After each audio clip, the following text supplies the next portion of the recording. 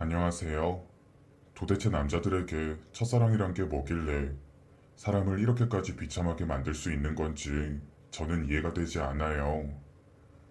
그래도 부부였는데 어떻게 함께한 추억들도 모두 잊은 채 뒤통수까지 치고 본인만 잘 살겠다고 사람을 버릴 수 있는지 길고 긴 악연을 마무리한 저는 시원하고 허탈한 마음으로 그간의 결혼 생활을 정리하고 기록해보고자 사연을 보내게 되었습니다. 우선 오늘의 이야기를 하려면 그 인간의 첫사랑이라는 여자부터 이야기를 하고 넘어가야 하는 부분인 것 같아서 첫 만남부터 적어볼게요. 저는 40대 초반의 직장을 다니고 있는 워킹맘이고 초등학생 딸아이를 키우고 있습니다. 신랑과 신랑의 첫사랑이라는 인간과 길고 긴 악연이 시작된 건 저희가 대학생 무렵이었습니다. 신랑과 저는 같은 대학교 교내 봉사동아리에서 처음 만나게 되었고, 다른 사람들은 봉사 시간을 채우기에 급급한 모습과 달리 진심으로 봉사를 하는 신랑의 모습에 처음으로 호감을 갖게 되었고, 이후 신랑이 어머님이 계시지 않다는 사실을 알게 되고, 보호본능 같은 마음이 들어 더 잘 챙기게 된 것 같아요. 하지만 당시 여자친구가 있었던 신랑과는 이어지지 않았고, 그렇게 대학을 졸업하고 각자의 일을 하며 지내면서 1년에 한두 번씩 모임을 통해 만나게 되었어요. 그러다 신랑이 30, 제가 20살 후반에 모임을 끝나고 돌아가는 길에 둘이 술을 한잔하게 되었고, 그날 첫사랑의 존재에 대해 알게 되었습니다. 나 헤어졌어. 네? 왜요? 엄청 오래 만나지 않았어요? 그랬는데 권태기인지 걔도 조금씩 변하더라. 아, 다른 지역으로 발령이 났다고 하는데 헤어지자고 하더라. 나는 뭐 잡지도 못했지. 오빠 괜찮아요? 어쩐지 요즘 기운이 없어 보이더라니. 만나는 동안 이런저런 일 많았지만 헤어지자는 말은 한 번도 한 적이 없었는데. 그렇게 신랑은 한참을 술을 먹었고 이후로 둘이 만나 시간을 보내는 날이 많아졌습니다. 그 첫사랑 여자는 결국 타 지역으로 발령을 갔고, 사랑은 다른 사랑으로 잊혀진다고 저와 신랑은 연인 관계로 발전을 하게 되었어요. 이후 1년 정도 연애를 한 뒤로 저희는 결혼까지 하게 되었습니다. 10년이나 만났던 첫사랑 그 여자가 신경이 쓰이기는 했지만 저와 만나면서 신랑도 점차 그 여자를 잊었습니다. 어찌되었든 프로포즈도 신랑이 먼저 했고 결혼에 적극적이었기에 저도 신랑의 진심을 믿고 결혼을 하게 된 거죠. 결혼을 하고 나서 신혼집과 가까운 시댁도 자주 왕래를 하며 지내게 되었습니다. 아무래도 시아버님이 혼자 지내시다 보니 저희 집 반찬을 할 때면 조금 더해서 출근길이나 퇴근길에 시댁에 들러 자주 채워드렸어요. 시아버님이 장사를 하시기 때문에 아무래도 밖에서 식사를 사서 먹는 날이 많기 때문에 아침이나 저녁이라도 집밥을 드셨으면 했거든요. 그런 저의 마음을 아셔서 그러는지 시아버님도 며느리 사랑은 시아버지라고 자주 이야기를 하고 다니시면서 저에게 애틋한 감정을 많이 보이셨어요. 내 친구놈도 며느리가 들어왔는데 아이고 어찌나 드센지 말도 못한단다. 정말요? 요즘은 젊은 사람들도 할 말 다 하고 살아서 그런가 봐요. 할 말 다 해도 우리 며느리같이 똑부러지고 예쁘게 행동을 하면 괜찮을 텐데 늘 틱틱거리고 웃지도 않는단다. 우리 집이 며느리 하나는 참 잘 들어왔어. 아유, 그렇게 생각해 주시니 저도 감사해요. 빨리 우리 며느리 닮은 딸내미도 좋고 아들내미도 좋고 손주도 보고 싶네.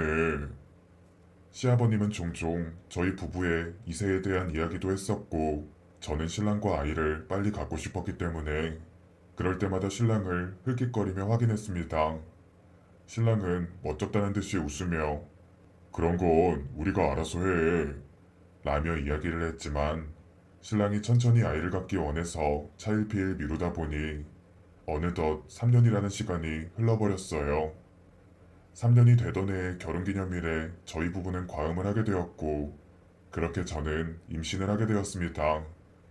신랑은 처음에는 본인 예상보다 아이가 쉽게 생겨서 당혹스럽다고 이야기를 했지만 저는 그날 어쩐지 아이가 생길 것 같은 느낌에 술도 안 먹고 몸 관리도 조심히 했어요. 시댁도 친정집도 당연히 두 팔 벌려 환영이라며 기뻐해 주셨고, 저는 그렇게 32살이라는 조금은 늦은 나이로 임신을 하게 되었습니다.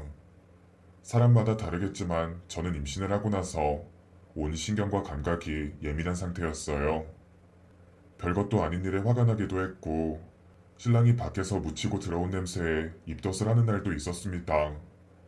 그렇게 유난히도 길었던 임신 기간이 끝이 났고, 저는 드디어 출산을 하게 되었고, 건강한 딸아이를 낳았습니다. 산후조리를 마치고 저는 집으로 돌아왔고, 정신없이 육아를 시작하게 되었어요. 평소에는 잘 챙겨주던 신랑의 아침보다는 잠이 더 급해졌고, 모유 수유를 하면서 아이와 함께 잠도 자게 되었습니다. 수유를 하다 보니 집에서 속옷도 잘 안 입거나 수유 속옷을 입고 있는 날이 많았고, 옷에는 늘 아이가 먹다가 흘린 모유나 아이의 토가 묻어 있었어요. 옷을 갈아입어도 그때뿐이고, 저희 아이는 소화기관이 약해서 그런 건지 토를 자주 했기 때문에 옷을 세탁을 하고 난 이후에도 종종 냄새가 나곤 했습니다. 신랑은 그런 저를 보며 마땅치 않아 하는 게 느껴졌지만 굳이 신경 쓰지 않으려 했어요. 당시에는 신랑보다는 아이가 더 중요했거든요. 제가 아니면 밥도 못 먹는 신생아 아기랑 혼자 출퇴근하는 신랑이 같을 수는 없잖아요. 여보, 나랑 이야기 좀 해. 이야기해. 오늘 회사에서 안 좋은 일 있었어? 아니, 그런 게 아니라 당신 너무 변한 것 같아. 그게 무슨 말이야? 요즘 아침도 안 차려주고 매일 애 보느라 나한테는 신경도 안 쓰잖아. 그거야 애 보느라 그렇지. 안 그래도 애 낳고 나서 정신없는데 당신이 이해 좀 해줘. 내가 이래서 애 안 낳으려고 한 거야. 뭐? 됐어. 나는 내가 알아서 할 테니 당신은 애만 챙겨. 저는 너무 황당한 소리에 어이가 없었습니다. 하지만 아이가 태어나고 나면 여자들이 아이만 챙기느라 신랑들이 질투를 한다는 글을 본 적이 있었기 때문에 처음에는 가벼운 투정 정도로만 생각을 했습니다. 그보다 신랑은 얼마 뒤부터 갑자기 휴가라고 하며 출근을 하지 않았고, 휴가 기간 동안 신랑이 집에 있으면서 아이의 육아도 도와주고 함께 놀아줘서 그나마 편안한 며칠을 보냈는데, 그 다음 주에도 신랑이 출근을 하지 않았습니다. 신랑은 너무 피곤해서 연차를 연달아서 썼다고 하는데, 신랑이 다니는 회사가 연차를 그리 쉽게 쓸 수 있는 곳이 아닌데 계속 쉰다는 게 이상해서 제가 혹시 해고라도 당한 거냐고 물었더니 펄쩍 뛰며 해고를 당한 게 아니라 사표를 쓰고 나왔다고 하더라고요. 그 소리에 저는 마치 뒤통수를 둔기로 맞은 것처럼 순간 할 말을 잃었는데, 신랑은 태연하게 아는 친구와 함께 동업을 하기로 했다고 이야기를 했습니다. 갑자기 동업이라니, 무슨 일 하기로 했는데? 치킨집 지금 인테리어 하고 있으니 곧 일하러 갈 거야. 어떻게 한마디 말도 없이 퇴사를 할 수 있어? 내가 일해서 내가 버는 건데 당신한테 상의를 왜 해? 그리고 어차피 하지 말라고 할 게 뻔한데. 걱정 마. 회사보다는 많이 벌어올 테니. 신랑은 요즘 뜨고 있는 체인점이라고 하며 저를 안심시키려 했습니다. 신랑은 정말로 한 달 정도 뒤부터 출근을 하기 시작했어요. 치킨집이다 보니 거의 낮 11시에 출근해 새벽 2시까지 일을 하는 신랑을 보니 한편으로는 안쓰럽기도 했고, 그래도 신랑이 저와 딸을 위해 더 치열하게 산다고 생각을 했습니다. 집에 돌아오면 늘 기름에 절어있는 냄새가 났고 늘 지쳐서 잠들기 일쑤였습니다. 저는 그렇게 아이가 조금이라도 빨리 커서 혼자 있을 수 있기를 바랐고, 2년 정도가 지난 후부터는 아이를 어린이집에 보내고 저도 일을 하러 갔어요. 그렇게 신랑은 치킨집으로 저는 회사로 출근을 하였습니다.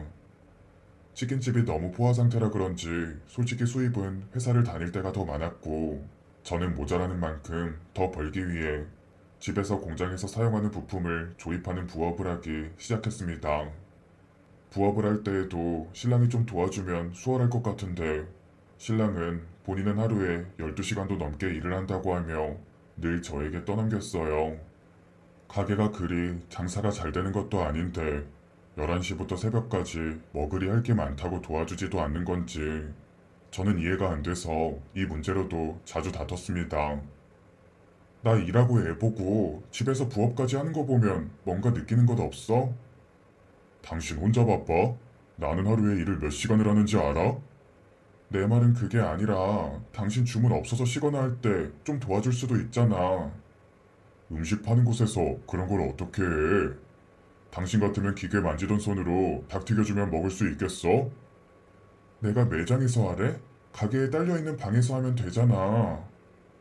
여기든 저기든 친구 놈은 처가댁에 잘 살아서 부담도 없이 일하는데, 에이, 당신 지금 그 집이랑 우리 집 비교하는 거야? 아, 몰라. 됐어. 신랑은 그렇게 말하고 나서는 또 도와주지 않았고, 그렇게 혼자 아등바등거리며 아이를 키우고 일을 하는 워킹맘이 아닌 슈퍼맘이 되어가고 있었습니다. 시아버님도 이런 상황을 알고 있었기 때문에 제가 반찬을 드리러 가는 날이면 저를 불러다 반찬값이라고 하며 3만원씩, 5만원씩 챙겨주기도 하셨어요. 솔직히 제가 신랑을 더 좋아해서 결혼을 하기도 했었고, 아이가 갑자기 생기기도 했으니, 처음에는 신랑의 방황 정도로 생각을 하기도 했습니다. 그런데 방황이 도를 넘어서는 저를 기만하기 시작하더라고요. 그날은 아이를 친정집에서 봐주기로 해서 저녁에 야식을 챙겨 가게로 나갔는데, 어쩐 일인지 간판에 불이 꺼져 있었습니다. 유리로 안을 보니 가게 안방에는 불이 켜져 있어서 문틈 사이로 빛이 새어나왔고 저는 신랑에게 전화를 걸었어요.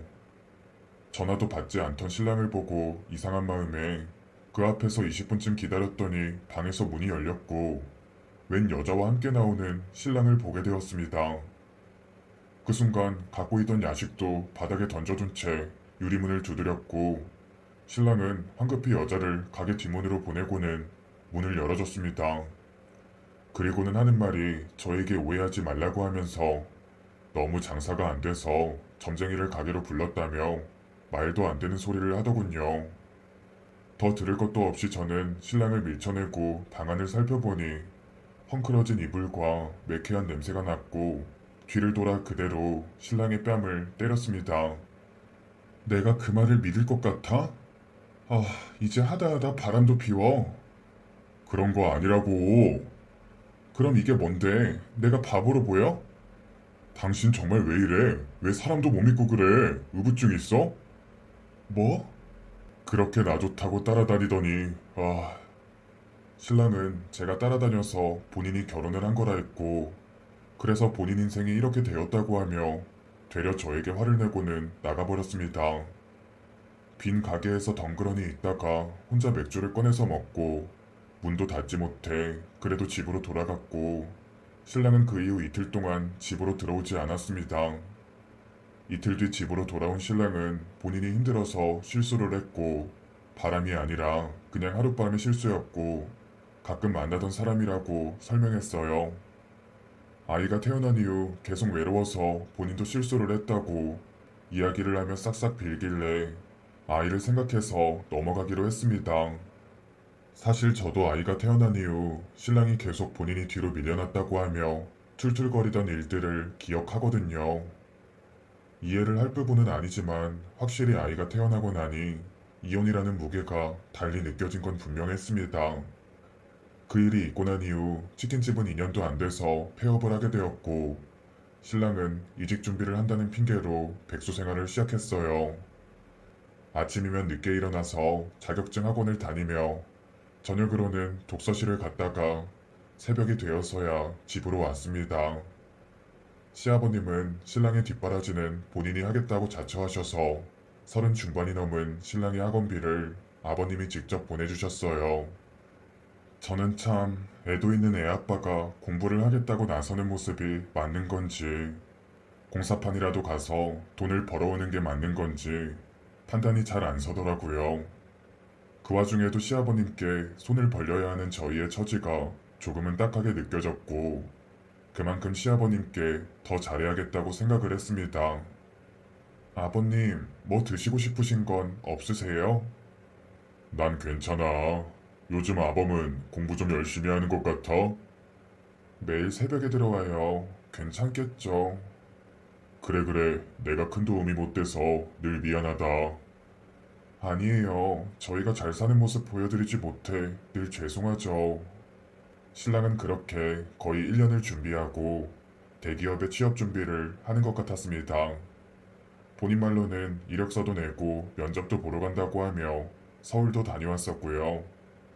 다른 것도 아니고 면접까지 갔을 때는 정말 취업을 하겠구나 생각을 해서 얼마나 설렜는지 모르겠습니다. 하지만 언제나 결과는 불합격이었고 결국 신랑은 마지막으로 한 번만 더 본인을 믿어달라고 하며 사업 이야기를 꺼내기 시작했어요. 이번에도 요식업이었고 이번엔 장사가 되고 있는 가게를 인수해서 운영해보려고 한다고 하길래 저는 손사래를 쳤습니다. 시아버님께 1년이나 경제적으로 지원도 받았고 대기업 최종 면접까지 갔으면 조금만 더 하면 이직이 될 것 같은데 갑자기 장사라뇨. 여보, 곧 이직할 것 같은데 또 장사라니. 면접을 가보니까 다 젊은 애들이야. 걔들이랑 같은 월급 받아서 언제 우리는 돈 모아. 그건 그렇지만 장사 미천 준비할 돈도 없고 그리고 당신이 안정적인 일을 했으면 좋겠어. 안정적인 일만 해서는 아무것도 안 된다니까. 내가 사업 준비해서 다시 말할 테니까 당신은 그냥 기다려. 신랑은 그렇게 이야기를 하고서는 이것저것 분주해 보였고 하루는 집에 오는 길에 생뚱맞게 뱀을 가져왔습니다. 제가 뱀을 워낙 싫어해서 소리를 지르며 난리를 쳤더니 신랑은 본인이 집에서 혼자 너무 외롭다고 하며 본인이 키울 테니 관심 끄래요. 그 말을 듣는 순간 왜 저는 신랑이 바람을 폈던 그날이 생각이 나는지 모르겠지만 뱀을 못 키우게 하면 또 외로움 타령하며 바람을 피울 것 같은 생각이 들었고 케이지에서 나오는 일이 없도록 하는 조건으로 신랑의 방에서 뱀을 키우게 되었습니다. 당연히 딸아이도 뱀을 보고 기겁을 했지만 본인 방에 들어오지 말라고 하고 저희를 쫓아내고는 뱀을 보며 사업을 준비하더니 결국 저도 모르게 일을 시작했습니다.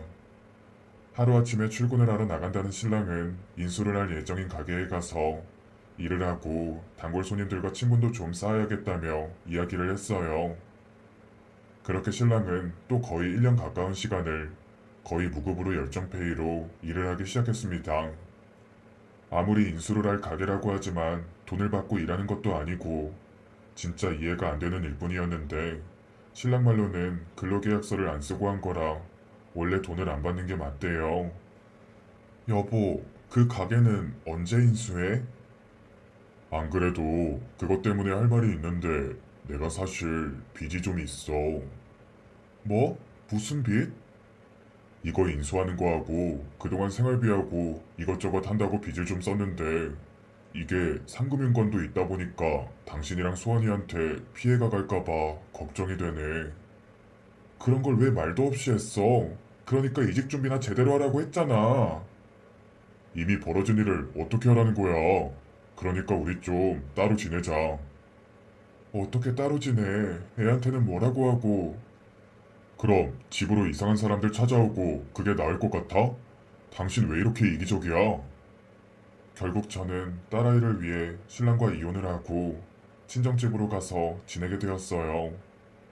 걱정을 할까봐 양가에는 별달리 이야기를 하진 않았고 그렇게 신랑과 연락을 하며 지내고 있었는데 신랑이 위장 이혼이라는 게 걸리면 안 된다고 하면서 언젠가부터는 연락도 잘 받지 않기 시작했습니다. 혹시라도 힘든 생활을 하고 있을까봐 퇴근길에 시댁과 신랑의 집에 반찬을 걸어두고 퇴근하는 게 일가가 된 지도 어느덧 반년이 흘러 시아버님께 다급한 전화가 왔어요. 얘, 너희 이혼했다는데 그게 정말이냐? 아, 네. 빚이 너무 많아서 사채업자들이 집에 찾아온다고 해서 소원이 때문에 서류로만 이혼했어요. 그런 걸 왜 이야기도 안 하고. 죄송해요. 곧 안정되면 다시 합칠 거예요. 그게 아니라 지금 진원이가 재혼을 하겠다며 아가씨를 데려왔어. 네? 그게 무슨...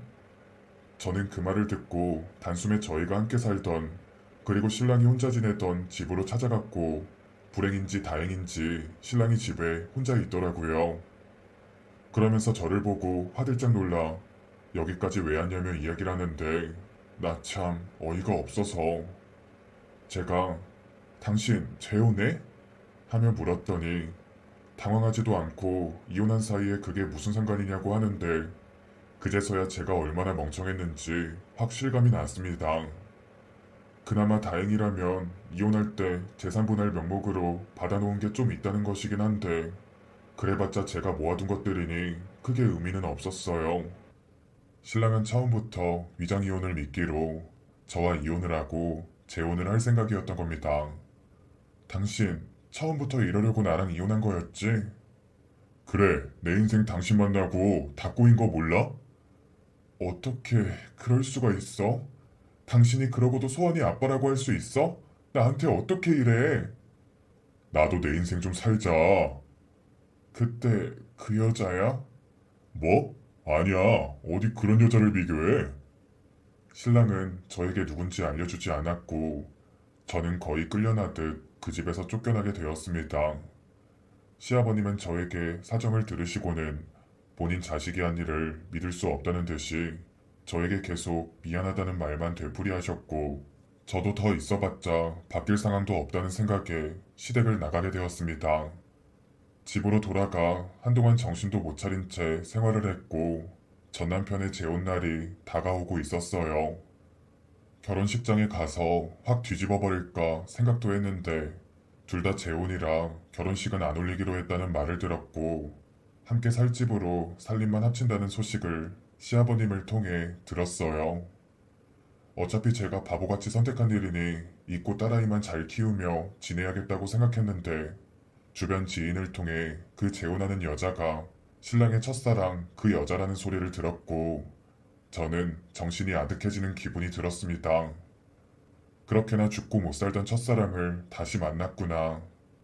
신랑은 저와 결혼을 하고 나서도 첫사랑과 함께 나눈 편지나 추억 같은 걸 상자에 넣어 고이 간직하고 있었고 제가 결혼 후 그 상자를 발견하고 난리를 쳤더니 그제야 버린다고 하고 차 트렁크에 숨겨둔 모습을 보고 남자의 첫사랑이 참 각별하기도 하다 하며 넘기려 생각을 했는데 어디서 다시 만난 건지 저는 알 수 없었습니다. 결국 저는 구질구질하지만 신랑의 회사 앞으로 찾아가 따져 물었어요. 당신 20살 때 만났던 그 여자랑 다시 만나는 거라며? 그건 또 어디서 들었어? 이혼했으면 끝이지. 왜 이래 정말? 하나만 물어보자. 그 여자랑 언제부터 다시 연락하고 지낸 거야? 좀 됐어. 그때 다른 지역으로 발령나고 안 좋은 일 당하고 결혼하고 가정폭력에 힘들게 지낸 사람이야. 그러니까 당신도 이제 그만하고 당신 인생 살아. 뭐? 아, 누가 보면 우리가 제대로 합의 이혼한 줄 알겠다. 재혼하려고 나 속여서 이혼한 주제에. 그건 미안하지만 재산 분할도 제대로 했고 그게 다 누구 돈인데 당신이 제대로 번 돈이 있기나 해? 끝난 일로 찾아오지 마. 나도 이제부터라도 후회 없는 인생 살 거야. 저를 밀쳐내고 가는 신랑의 뒷모습을 보고 저는 일어날 생각도 하지 못한 채 한참을 앉아 있었습니다. 신랑이 마지막으로 한 말이 너무 마음에 오래도록 남았거든요. 이제부터라도 후회 없는 인생이래요. 저와 딸아이와 함께한 인생이 신랑에게는 후회스러운 인생이었나 봅니다. 저는 그 이야기를 들은 순간 모든 마음이 놀랍도록 깔끔히 정리가 되었고 두 사람이 신혼여행을 다녀오는 날에 맞춰 그 집으로 찾아갔습니다. 멍청하게도 비밀번호도 안 바꾸고 그대로 쓰고 있더라고요. 제가 살 때와는 인테리어가 조금 바뀌긴 했지만 그래도 여전히 낯익은 우리 집이었습니다. 저는 안방 화장실에 숨어들었고 문이 열리는 소리와 함께 두 사람에게 줄 재혼 선물을 이불 안에 넣어두고는 기다렸어요. 곧 두 사람이 들어왔고 깨악하는 소리가 들렸습니다. 살짝 문을 열고 보니 침대로 들어간 두 사람은 제가 준비한 선물을 보고는 혼비백산 정신이 나간 모습이었습니다. 그도 그럴 게 제가 준 재혼 선물은 전 남편이 그렇게 아끼던 뱀들이었거든요. 외로워서 샀다고 하더니 재혼할 때는 챙겨가지도 않아서 결국 제가 챙겼는데 이렇게 쓰였네요. 뱀도 사람을 알아보는지 계속 신랑에게 다가갔고 그 여자는 뱀을 보고 난리가 났습니다. 이게 뭐야? 뱀이 여기 왜 있어? 이거 내 뱀인데? 뭐? 모르겠고 뱀 좀 치워봐. 잠시만, 나 통 좀 갖고 올게. 신랑은 침대에서 바닥에서 도망치는 뱀 4마리를 잡기 위해 정신없이 뛰어다녔고, 첫사랑이라는 그 여자는 침대 위에서 꼼짝없이 떨고 있었습니다. 뱀을 다 잡은 뒤 다시 스멀스멀 침대로 올라오는 신랑을 보고 저는 화장실 문을 열고 안방으로 향했고, 신랑은 저를 보며 네가 한 짓이냐? 라고 하며 소리를 질렀습니다. 꼭 붙어있는 한 쌍의 바퀴벌레 같은 모습에 저는 준비해둔 상자를 열었고, 그 안에서는 온갖 곤충들이 뛰어나오기 시작했고, 저는 힘껏 달려 문 밖으로 도망쳤습니다. 사실 저도 곤충을 참 무서워하지만 웬만한 사람들도 다 무서워할 거라 생각하고 준비한 거고, 그렇게 곤충들이 퍼져버린 집에 저라면 끔찍해서 살기 싫을 것 같더라고요. 그래서 제가 할 수 있는 가장 치졸하고 무서운 방법으로 재혼 선물을 줬어요. 이후 신랑이 무단 가택 침입으로 고소를 할 거라며 연락이 왔지만 시아버님이 손을 써주신 덕분인지 정말로 고소를 당하진 않았어요. 그리고 저는 이제 더는 볼 일이 없는 시댁으로 가서 마지막 인사를 전했습니다. 신랑도 없는 마당에 무슨 명목으로 시아버님을 계속 보겠어요. 시아버님도 저를 잡지 못하고 사는데 보태 쓰라고 하며 봉투 하나를 내미셨고, 그 안에 든 현금을 보고 저는 화들짝 놀라 돌려드렸습니다. 이거 받아라. 그동안 네가 한 것에 비하면 부족하겠지만 보태서 살아. 아버님, 저 이거 못 받아요. 여자 혼자 애 키우며 사는 게 쉬운 게 아니다. 나는 남자인데도 얼마나 힘들고 서럽던지. 내가 다 미안하다. 어미 없는 애가 이렇게 티가 난다 생각하고 앞으로 더는 미워하지 말고 그저 너랑 소원이 둘만 잘 살아. 감사합니다. 아버님께는 그저 죄송하다는 말밖에 드릴 말씀이 없네요. 아니다. 내가 면목이 없네. 그래, 가봐. 잘 살고. 10년이 가까운 시간 동안 시아버님은 저에게 친정 아버지보다 듬직한 아버지였습니다. 신랑의 잘못을 알릴 수 있었고, 그럴 때마다 늘 제 편에서 신랑을 탓해주고 다잡아주던 분이셨고, 그만큼 강경한 분이셨어요. 이후 저도 친정집에 이혼 사실을 알리고 본가로 들어갔고, 부모님과 함께 딸아이를 키우며 지내게 되었습니다. 휴대폰 번호도 바꾸고, 정말 다른 새 인생을 살기 위해서요. 아이도 전학까지 마쳤고요.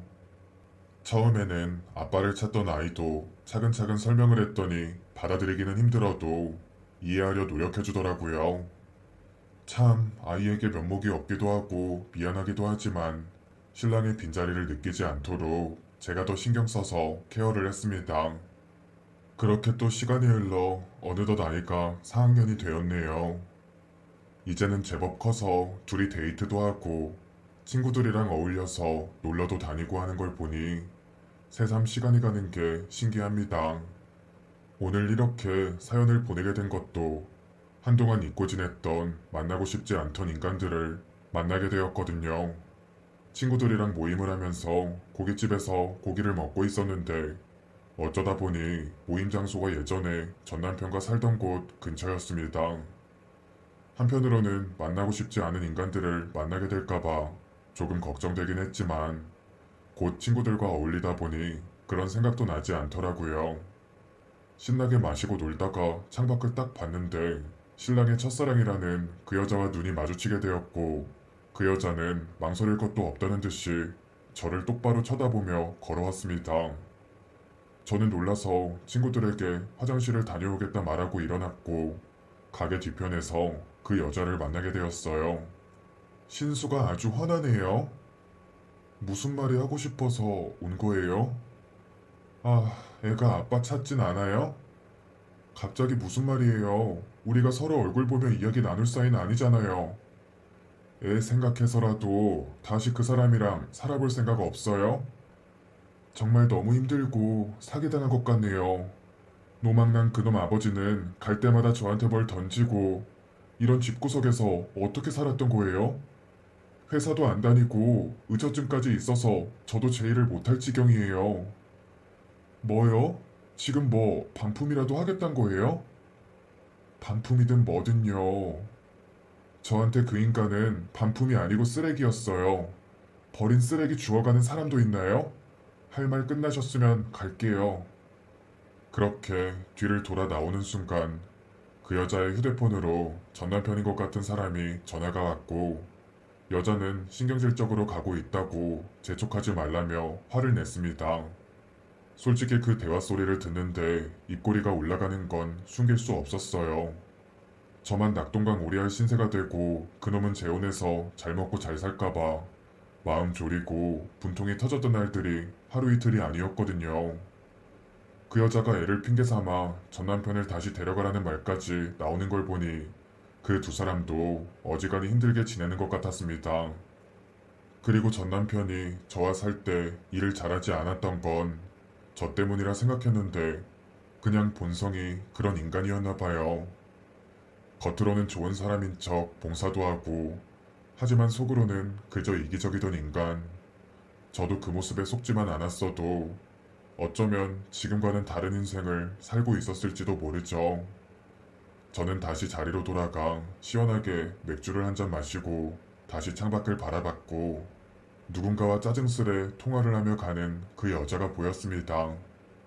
첫사랑 첫사랑 노래를 하더니 결국 그놈의 첫사랑과 재혼을 했지만 그 가정이 썩 순탄해 보이지 않는 걸 보니 속이 시원하더라고요.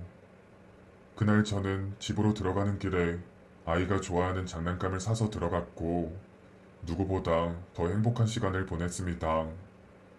아빠가 없다 보니 저에게 아빠에 대해 내색하지 않으려는 어른 아이 같은 그 모습이 제 마음을 쓰리게 하긴 하지만 그만큼 더 부족하지 않게 채워주며 살고 싶어요. 아이를 재워두고 혼자 이런저런 생각에 잠기다 보니 주저리 말이 많았던 것 같아요. 모두 다 힘든 시기이지만 다들 사랑하는 가족들을 위해 본인의 행복한 삶을 위해 힘차게 지내시길 바랄게요. 저도 더 힘내서 저도 아이도 행복하게 지내도록 하겠습니다. 감사합니다.